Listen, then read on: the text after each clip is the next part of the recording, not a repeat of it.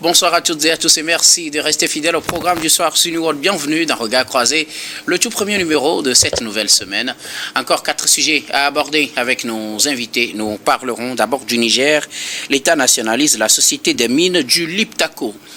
Notre deuxième sujet concerne le Mali. Tentative de déstabilisation, plusieurs militaires arrêtés. Troisième sujet, nous parlerons de la Côte d'Ivoire, des milliers de manifestants dans les rues contre un 4e mandat d'Alassane Ouattara. Puis nous terminerons bien évidemment par le Togo pour parler du Togo et de la Sierra Leone, tête à tête entre Fornia Singbe et Julius Madabio. Et pour en parler ce soir, 3 invités sur ce plateau. Avec moi, Gabin Adjaro, vous êtes juriste et directeur de cabinet Juris Consulting. Bonsoir Gabin et bienvenue. Bonsoir docteur, bonsoir tout le monde, bonsoir aux téléspectatrices et aux téléspectateurs qui nous suivent. Merci de m'avoir invité. Merci beaucoup à vous Gabin d'avoir répondu à notre invitation. Merci. À côté de vous, Adam Adjronou, vous êtes journaliste et analyste politique. Bonsoir Adam et bienvenue. Bonsoir docteur, merci de m'avoir invité. Bonsoir à toutes celles et à tous ceux qui nous suivent dans le Togo profond et de par le monde. Merci beaucoup à vous Adam d'avoir répondu à notre invitation. Notre troisième invité ce soir, Fabrice Pechesi. Vous êtes journaliste, directeur de publication du journal Libéral. Bonsoir Fabrice et bienvenue. Merci, bonsoir à tous les téléspectateurs, bonsoir à toi, merci pour l'invitation. Merci beaucoup à vous d'avoir répondu à notre invitation. Avec vous, nous allons aborder notre premier sujet. Nous parlons du Niger. L'État nationalise la société des mines du Liptako. Et c'est une annonce faite par les autorités nigériennes. Elles ont décidé de nationaliser la société des mines de Liptako, la seule société d'exploitation industrielle de l'or au Niger. Son Excellence le général d'armée Abdourahmane Tiani, président de la République, chef de l'État, a signé une ordonnance portant nationalisation de la société des mines du Liptako SMLSA. C'est une annonce faite par le secrétariat général du gouvernement, lu à la télévision. Une annonce qui met donc fin à l'exploitation de cette mine par la société australienne qui l'exploitait depuis 2019. On reproche à cette société Makinel Resources Limited un manque de respect à ses engagements et donc l'État a décidé de reprendre ses responsabilités sur la mine d'or du Liptako. Je commence par vous, Gabin Adjaro. Oui, je pense que c'est une très bonne décision. En nationalisant quand même la mine, l'État va reprendre le contrôle de cette mine-là et voir dans quelle mesure il peut gérer en faveur des Nigériens. Parce que la plupart du temps, on parle de souveraineté, on parle d'autonomisation, mais on est toujours dans les mains des étrangers, si je peux le dire ainsi, qui exploitent nos richesses. Si nous-mêmes, on n'a pas la capacité de prendre en charge la production ou bien l'exploitation de nos ressources minières, ça veut dire que réellement on n'est pas indépendant. Parce que évidemment quand on parle de l'exploitation de l'or, c'est une ressource stratégique quand même, donc on ne peut pas quand même laisser cela entre les mains des sociétés étrangères qui, la plupart du temps, sont des capitalistes, ne sont pas là pour nos beaux yeux, ils sont là pour faire des affaires, gagner leur argent et puis la plupart du temps, ils expatrient quand même ces ressources-là qu'ils engrangent. Donc je pense que c'est déjà une très bonne décision de nationaliser quand même ces ressources-là. Il faut arriver à compter sur la main-d'œuvre nationale et surtout les hommes d'affaires nationaux et créer nos propres champions nationaux, ceux-là qui vont investir dans la production, bien dans l'exploitation de ces ressources minières-là et essayer de faire en sorte que nous puissions nous doter d'infrastructures nécessaires de bien exploiter ces ressources parce que ça aussi c'est le problème. Les ressources humaines nous manquent la plupart du temps. Quand ces sociétés-là viennent, qu'est-ce qu'ils font? Ils recrutent la main-d'œuvre nationale, mais pas trop qualifiés, qui font des tâches subsidiaires. Ils ne sont pas véritablement à fond dans la production. Ils ne connaissent pas réellement ce que c'est que la production de l'or ou bien l'exploitation des ressources minières. Donc aujourd'hui, si le Niger prend la main quand même, ça veut dire que c'est un bon pas vers beaucoup plus d'autonomisation et surtout la mainmise de l'État nigérien sur quand même les richesses minières du Liptako qui étaient entre-temps exploitées par la société australienne McNeil. Donc vivement que ça puisse aller loin parce qu'on avait déjà vu ça dans les années 70 avec certains pays qui avaient nationalisé pratiquement toutes les entreprises, toutes les sociétés minières de leur pays. Ça a créé des booms à un moment donné, mais par après, la mauvaise gestion, la mauvaise exploitation a fait que on est encore retombé dans le gouffre et puis on a encore fait appel à ces sociétés étrangères-là qui sont venues reprendre quand même la main. Donc c'est à nous de faire réellement bien notre travail de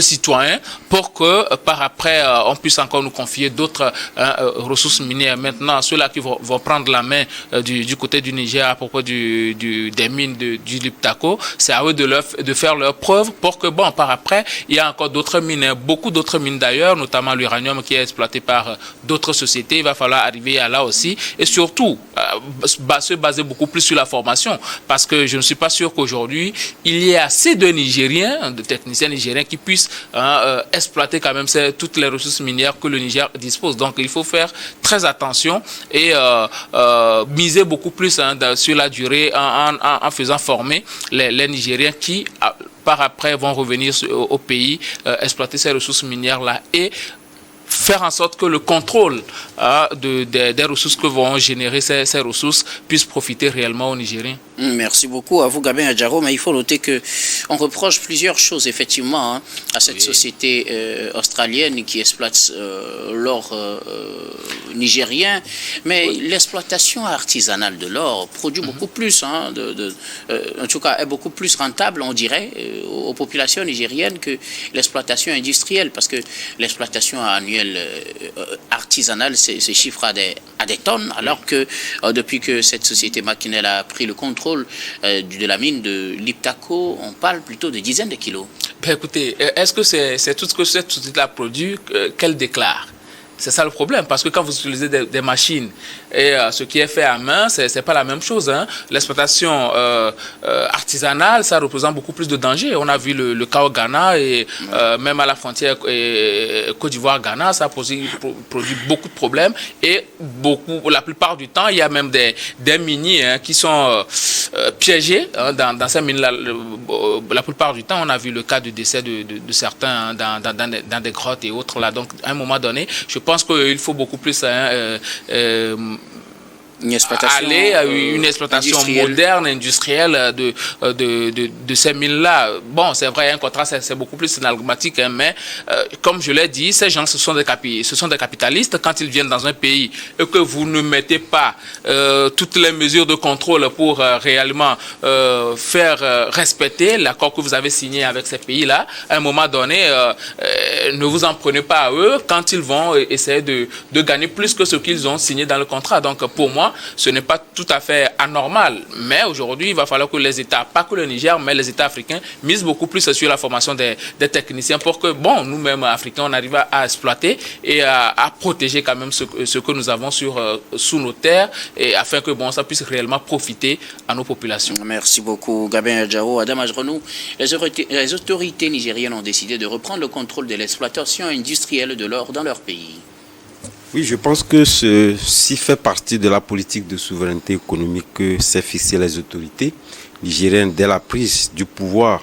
Et vous en souvenez que, si nous remontons un peu l'histoire, il vous en souvient que ce pays a souffert le martyre en ce qui concerne la question financière après la rupture des coopérations financières dès le coup d'État. Donc, ils sont engagés à pouvoir mettre des lignes de conduite qui puissent permettre donc de redorer le blason en ce qui concerne leur économie. Et au sortir de ce gouffre-là, je pense que la nationalisation des mines faisait partie, en tout cas, des éléments qu'il fallait donc raccorder pour, en réalité, faire relever donc l'économie. Et justement, lorsque vous voyez, en tout cas, ces sociétés, pour la plupart étant étrangères, avaient des bénéfices qui allaient plus être expatriés. Ce n'était pas donc des bénéfices qui allaient dans le sens de pouvoir permettre donc au Niger de retrouver donc son souffle économique. C'est en ce sens que les autorités ont décidé de pouvoir un peu, en tout cas rendre les lignes un peu dures, de pouvoir voir véritablement dans la gestion de ces mines-là. Donc justement, c'est ce qui a révélé, en tout cas, le fait qu'on a pu constater qu'il n'y avait pas eu de respect des engagements. Et donc, ceci étant, ils étaient donc en bon droit de pouvoir donc fixer des lignes de conduite à ces sociétés-là quitte à pouvoir donc les respecter, soit quitte à pouvoir donc dégager. Et justement, lorsque vous voyez toute cette nouvelle nationalisation, tenez compte donc de tous ces aspects-là. Et donc, je me dis que cela continuerait. Tout à l'heure, Adiao parlait donc de la formation qui est très importante. Une chose est de pouvoir donc nationaliser, dans tout cas ces sociétés-là, mais une chose de pouvoir avoir des maîtres d'œuvre compétents pour pouvoir donc continuer, en tout cas, sa gestion. Et sur ça, on n'en parle pas assez. On peut arriver donc à cette nationalisation, mais ne pas arriver à pouvoir rentabiliser ou à pouvoir arriver au seuil de rentabilité qu'on aurait donc pu souhaiter. Donc moi je pense que à cela s'ajoute par exemple le cas de l'exploitation artisanale dont vous faites cas. Puisqu'ils disent qu'il faudrait quand même que les ressources du Niger puissent profiter aux Nigériens. Je ne pense pas qu'aujourd'hui qu'ils puissent avoir des expatriés, puisque lorsque nous comparons en tout cas ces exploitations artisanales là, ils étaient quand même sous le coupole de certaines unités non organisées mais qui venaient les acheter. Mais aujourd'hui, je pense qu'avec le contrôle de tout ce qui est étranger dans le pays, je pense que ce sont les Nigériens. Voilà pourquoi l'État n'a pas véritablement les outils nécessaires, étant donné que ce sont les Nigériens qui l'exploitent. Il faudrait tout simplement contrôler, en tout cas l'environnement, en tout cas les frontières, et éviter à ce que, puisque parallèlement, lorsque vous prenez ces exploitations-là, vous verrez qu'en réalité, l'État également s'est organisé à faire en sorte que ce qui résulte donc de ces exploitations artisanales puisse donc arriver à être capitalisé dans des lignes d'achat du gouvernement. Mais étant donné qu'aujourd'hui, je ne crois pas que quelqu'un puisse prendre encore le risque, étant donc expatrié, à pouvoir venir organiser des villageois, quitte donc à pouvoir les acheter. Tout ça là devait être conduit par l'État. Voilà pourquoi d'ailleurs même l'État a les moyens de pouvoir quantifier en réalité ces exploitations-là. Donc moi je pense que c'est de bonne guerre. Merci beaucoup Adama Djorono. Alors Fabrice Petchezi, les autorités nigériennes ont décidé de reprendre le contrôle de la seule mine industrielle d'exploitation de l'or du Niger. Oui, je crois que lorsque vous êtes dans une logique souverainiste comme le proclame tout le temps l'ensemble des pays de l'AES, surtout le Niger et puis d'autres pays encore, on ne peut que se frotter les mains, de se rendre compte qu'enfin les États africains décident de prendre en main leur destinée. A priori, c'est ce qui saute aux yeux. Mais moi, je voudrais un peu aller avec un petit frein en main.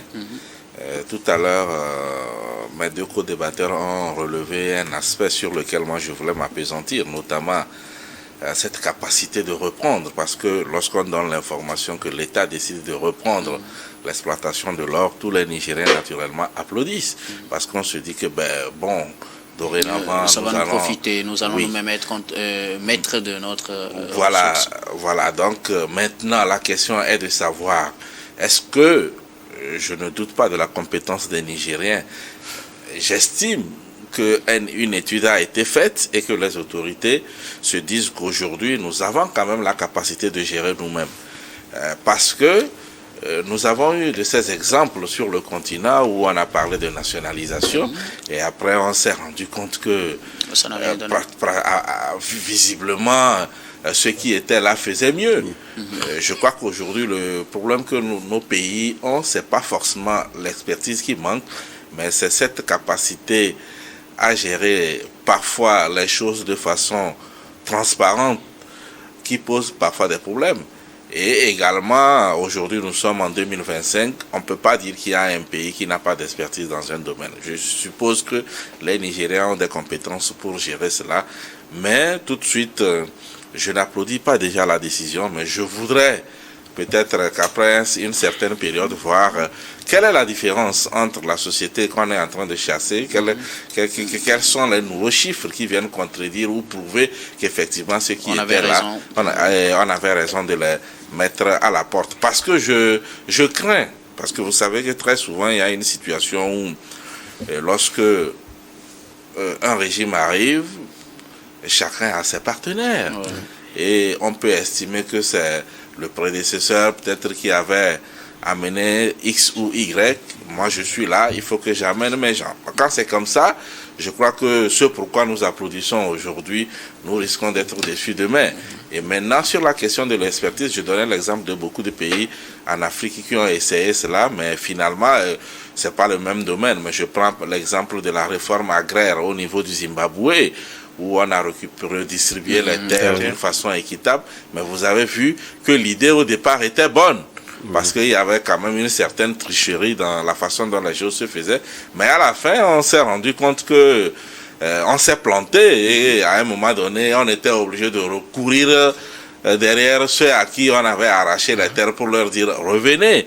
C'est un peu cette situation-là que je ne souhaiterais pas au niveau du Niger. La décision, elle est bonne, mais il faudra que les Nigériens nous prouvent qu'ils vont mieux gérer que ceux qui étaient là. Dans le cas contraire, ça risque d'être une situation où on a, je sais pas, déshabillé Saint-Pierre pour habiller Saint-Paul, parce que c'est pour cela que je dis dans les jours à venir, on verra si c'est l'expertise nigérienne qui sera mise en avant, ou entre-temps on risque d'aller encore prendre une autre structure externe au Niger pour venir gérer. Et là vous voyez que si c'est finalement ça, on a l'impression que bon, peut-être chacun veut mettre la main sur l'exploitation de l'or en amenant une équipe qu'il maîtrise. Mais pour l'instant, c'est des supputations, c'est des hypothèses que j'émets.